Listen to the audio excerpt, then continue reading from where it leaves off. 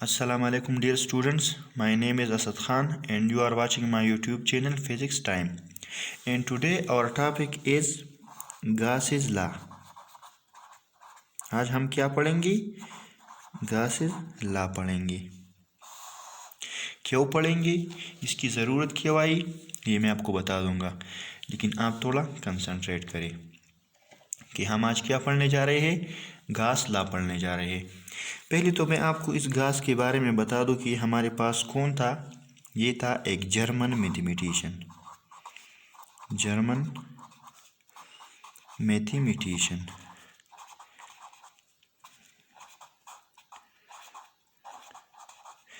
एक German mathematician था और उसने बहुत ज़्यादा फील्ड्स में किया है, कंट्रीब्यूट किया है।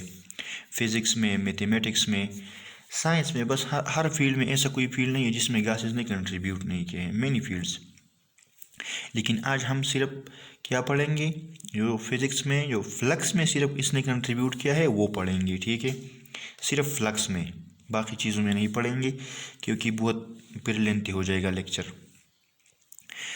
आज हम पहले लेक्चर में मैं आपको थोड़ा बैकग्राउंड दे दूँ। पिछले लेक्चर में हमने पढ़ा था कि अगर किसी भी क्लोज सरफेस के अंदर कोई चार्ज ना हो तो उससे हमारे पास फ्लक्स क्या होगा, ज़ीरो होगा, ठीक है। आज हम पढ़ेंगे कि अगर इसके अंदर कोई चार्ज हो तो उससे फिर फ्लक्स क्या होगा, ठीक है। तो आज हम क्या पढ़ेंगे, flux from a closed surface पढ़ेंगे, और उसके लिए हम गॉसेस लॉ पढ़ेंगे क्योंकि गॉसेस ने ये डेवलप किया था। लेकिन पहले हम इसके पर्पस के बारे में पढ़ेंगे कि मतलब इसकी ज़रूरत क्यों आई, मतलब गॉसेस लॉ की ज़रूरत पड़ी क्यों। क्या पहले ऐसा कोई तरीक़ा नहीं था जिससे हम flux from any close surface पढ़ सके? तो मैं आपको वो बताऊंगा। था कूलम्स लॉ था, ठीक है, कूलम्स लॉ। लेकिन कूलम्स लॉ के लिए जब हम वो पॉइंट चार्जेस के लिए पढ़ते हैं, कूलम लॉ को पॉइंट चार्जेस के लिए, तो उसके लिए तो ठीक है। लेकिन जब हमारे पास पॉइंट चार्जेस के लिए कूलम लॉ किया था, ठीक था। लेकिन जब हमारे पास चार्ज डिस्ट्रीब्यूशन हो, चार्ज डिस्ट्रीब्यूशन, बहुत ज़्यादा चार्जेस हो, तो उसमें फिर हमारे पास क्या हो जाता है, ये कूलम्स लॉ बहुत ज़्यादा कॉम्प्लिकेटेड बन जाती है। मतलब इसकी जो कैलकुलेशन है वो क्या होते हैं, कॉम्प्लिकेटेड होती है। इसीलिए हम क्या यूज़ करते हैं, गॉस लॉ, ठीक है, गॉसेस लॉ क्यों यूज़ करते हैं, क्योंकि कूलम लॉ बहुत ज़्यादा कॉम्प्लिकेटेड हो जाती है। चार्ज डिस्ट्रीब्यूशन के लिए तो इलेक्ट्रिक फील्ड हम पॉइंट चार्जेस के लिए किससे मालूम कर सकते हैं, कूलम लॉ से। लेकिन जब हमारे पास चार्ज डिस्ट्रीब्यूशन हो, बहुत ज़्यादा चार्जेस हो, तो उसके लिए कूलम लॉ फिर क्या हो जाती है, कॉम्प्लिकेटेड हो जाती है। तो हम क्या यूज़ करते हैं, गॉसेस लॉ यूज़ करते हैं। अब गॉसेस लॉ को समझने के लिए मैं आपको थोड़ा सा एक मैथमेटिकल फॉर्म लिखूँगा ताकि बाद में आपको वो समझ आ जाए, ठीक है। हम लिखते हैं कि अगर हमारे पास टू चार्जेस हो, पॉइंट चार्जेस की बात कर रहा हूँ मैं, ये हमारे पास एक सोर्स चार्ज है और ये हमारे पास एक टेस्ट चार्ज है, क्यू नॉट लिखता हूँ। ये भी पॉजिटिव होता है लेकिन बहुत ज़्यादा स्मॉल होता है, ठीक है।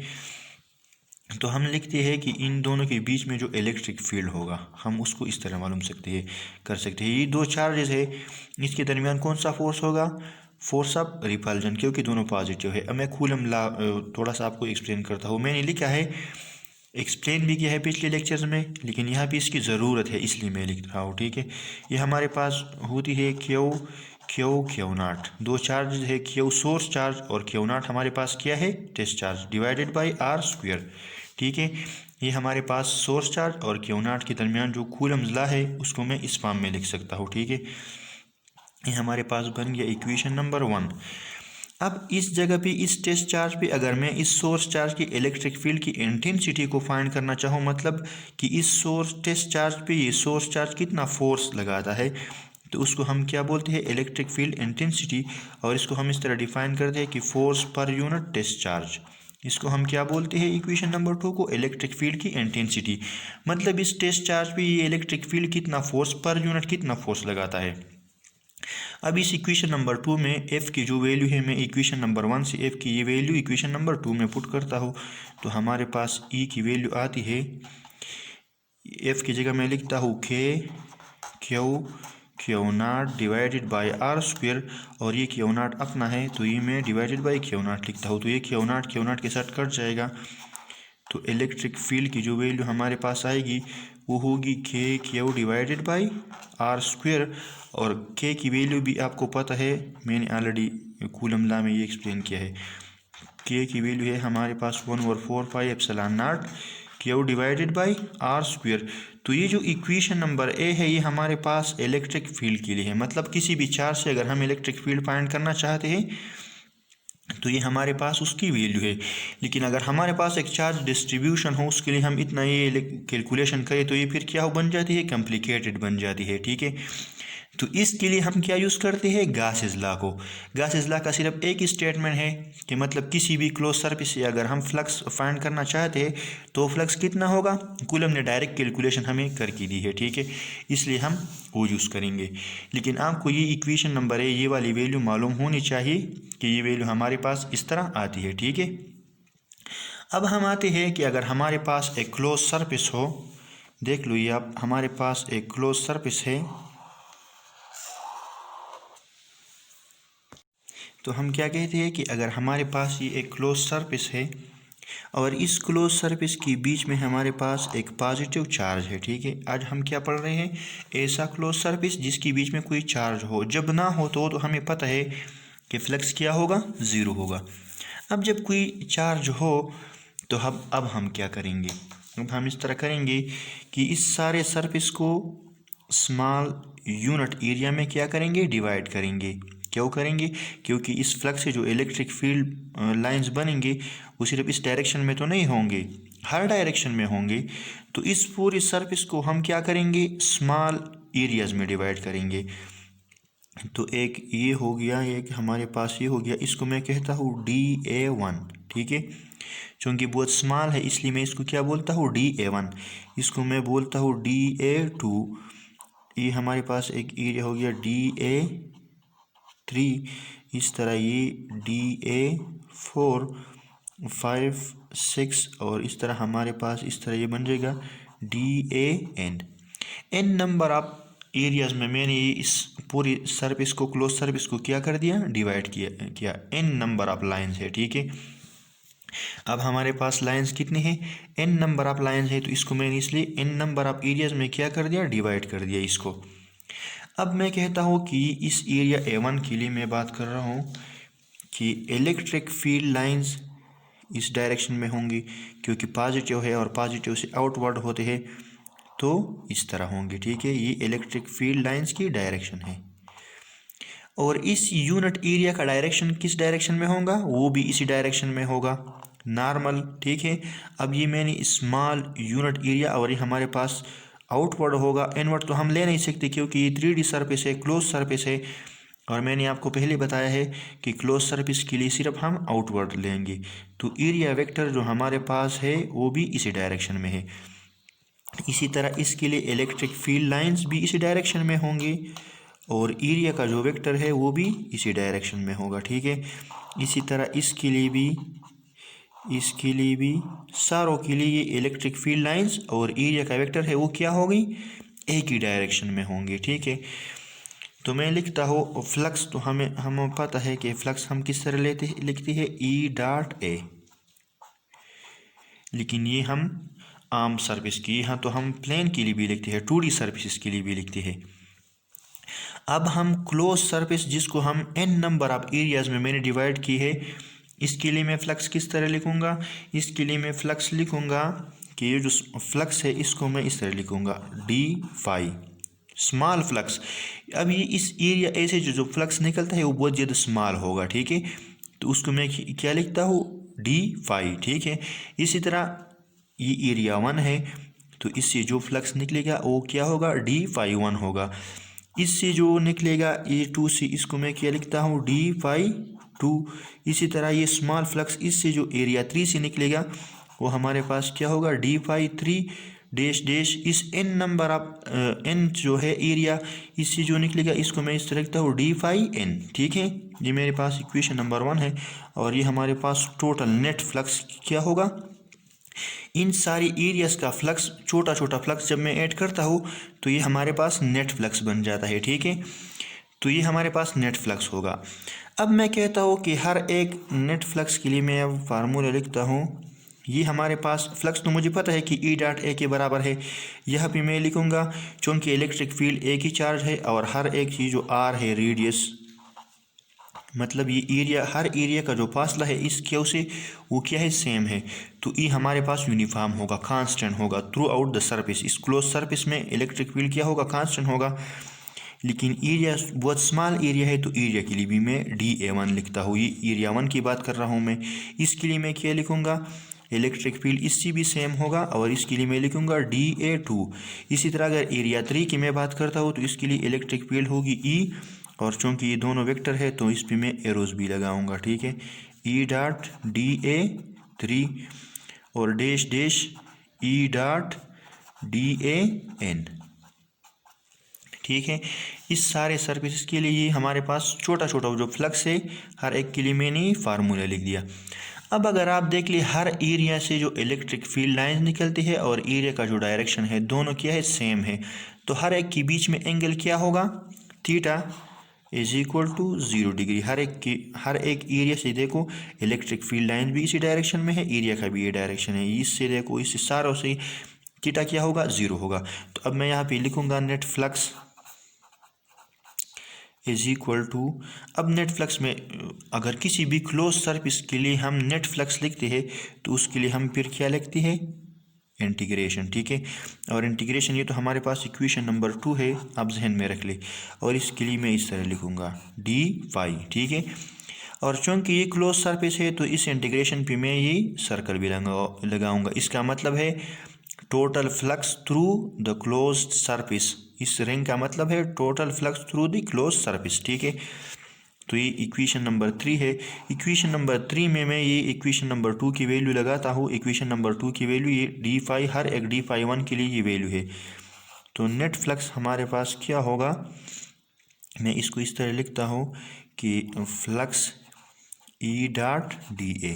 ठीक है, ये फ्लक्स की वैल्यू है। हर एक में जनरली मैंने लिखा, ठीक है, हर एक के लिए अलग अलग नहीं लिखा क्योंकि EDA में सारे एरियाज आते हैं। ठीक है, स्मॉल एरियाज, और चूंकि मैंने इंटीग्रेशन लगाया है तो इंटीग्रेशन का मतलब है summation through the close surface. ठीक है, अब मैंने आपको ये कहा था कि इलेक्ट्रिक फील्ड क्या है, ये हमारे पास कांस्टेंट है क्योंकि हर एक का जो रेडियस है इस सर्कल का ये तो सेम है। एक सर्कल का सिर्फ एक ही रेडियस हो सकता है, और चार्ज भी पॉजिटिव है, एक ही चार्ज है, तो इससे जितनी भी इलेक्ट्रिक फील्ड लाइंस निकलेंगी सारी सेम होंगे। तो ई हमारे पास क्या है, कांस्टेंट है। तो कांस्टेंट को हम इंटीग्रेशन से बाहर लेके जाएंगे। ठीक है, तो ये हमारे पास बन जाएगा नेट फ्लक्स। नेट फ्लक्स क्या होगा, ई बाहर गया और ये हमारे पास अंदर रह गया DA। ठीक है, DA हमारे पास, और ये डॉट कहाँ पे ख़त्म हो गई तो आपको पता है cos थीटा आएगा। ये इस तरह है, अगर आपको समझ नहीं आ रहा तो इस स्टेप में आपके इस स्टेप में एक्सप्लेन करता हूँ, देख लो आप। E डॉट DA से बनेगा EDA cos थीटा। ठीक है, और हमारे पास हर एक में एंगल क्या है, 0 है, तो cos 0 से क्या बन जाएगा, 1।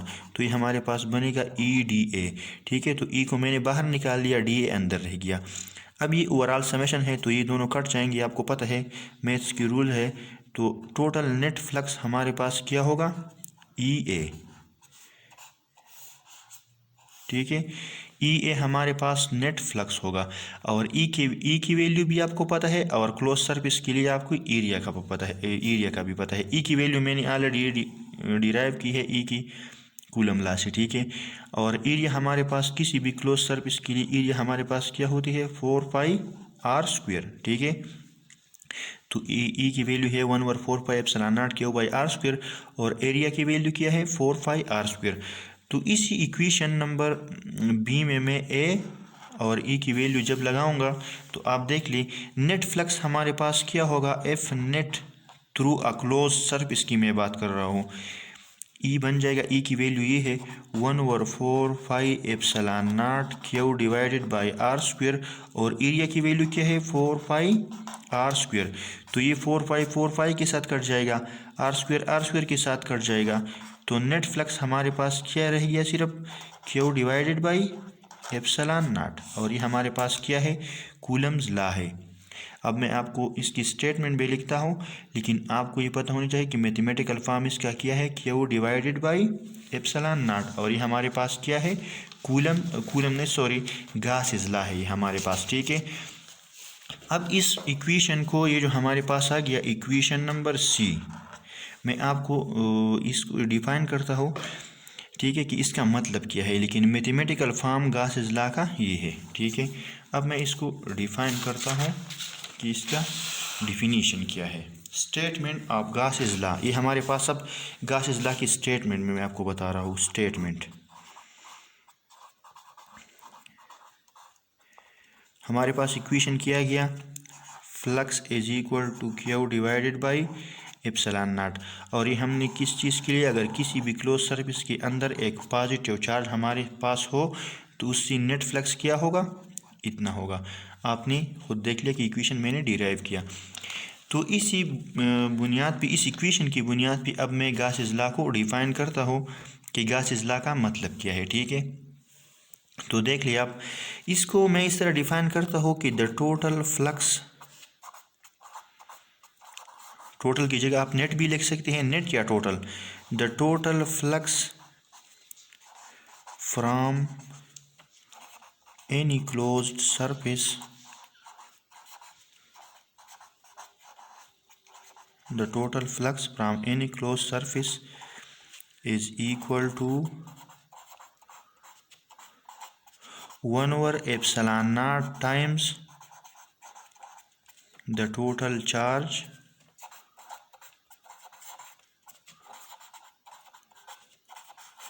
inside the surface।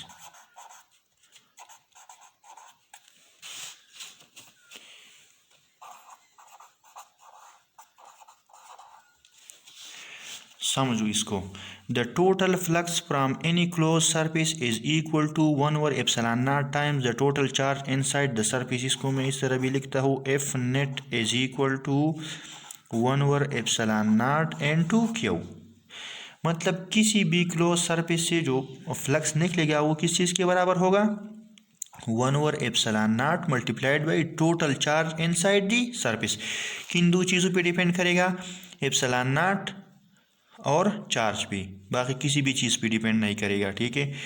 जितना चार्ज है और एप्सिलॉन नॉट आपको पता है permittivity of the free space है, मतलब इन दोनों चीज़ों पे डिपेंड करेगा। Epsilon not 1 over epsilon not multiplied by Q, इसके बराबर होगा। ये हमारे पास क्या है, गासेस लॉ है। और इसी इक्वेशन की बुनियाद पे ये जो हमारे पास इक्वेशन है, flux net flux is equal to Q by epsilon naught, ये गासेस लॉ की जो इक्वेशन है, इसी बिना पर मैं इस इक्वेशन को इस तरह भी इसकी स्टेटमेंट को लिखता हूँ। ये गासेस का स्टेटमेंट नहीं है, इस गासेस लॉ का स्टेटमेंट नहीं है, लेकिन हम इसको इस तरह भी लिख सकते हैं कि the total flux from a closed surface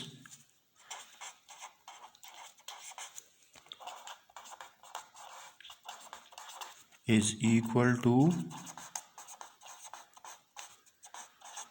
the total charge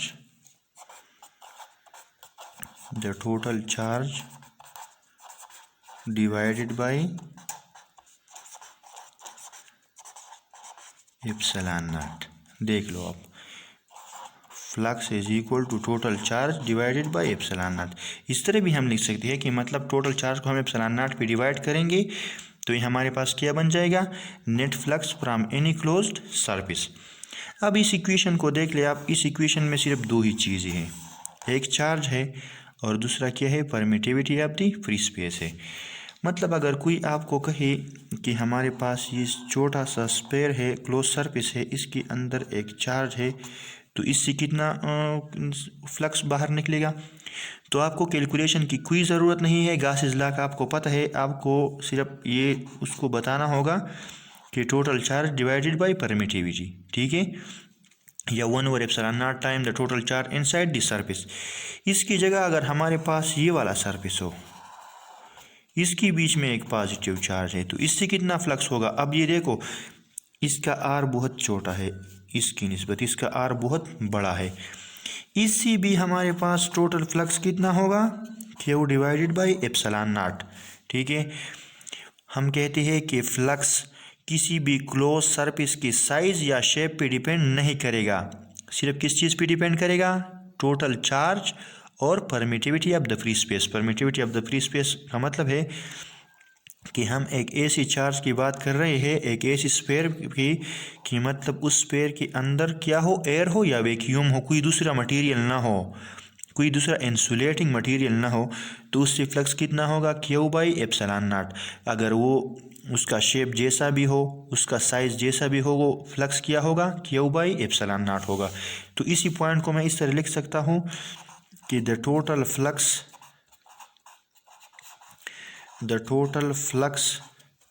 from any closed surface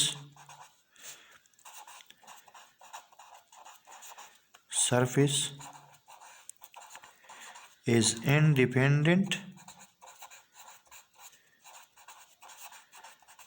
independent of the shape and size of the surface।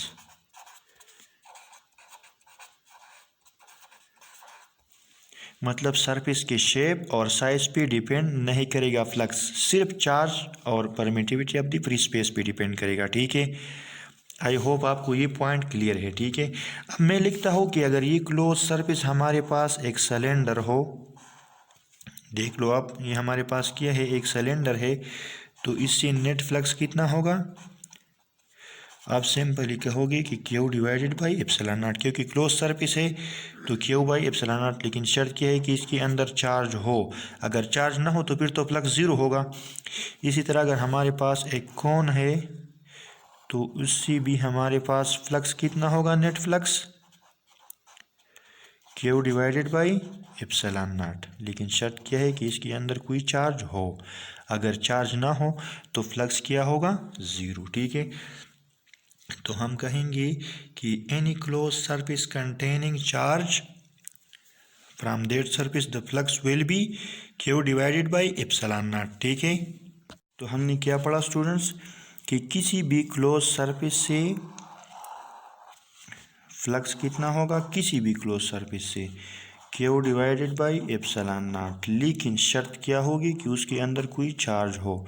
अगर ये स्फीयर है, सिलेंडर है, या हमारे पास क्या है, एक कोन है और उसके अंदर कोई चार्ज है, तो सब के लिए फ्लक्स कितना होगा, Q divided by epsilon naught. और अगर चार्ज नहीं है तो फिर कितना होगा फ्लक्स, ज़ीरो। ठीक है, ये बात आपको क्लियर होनी चाहिए। तो इसके लिए भी मैं एक स्टेटमेंट लिखता हूँ कि the flux from any close surface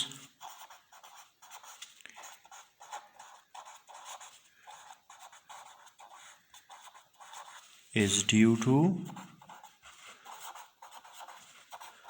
the charge inside the surface।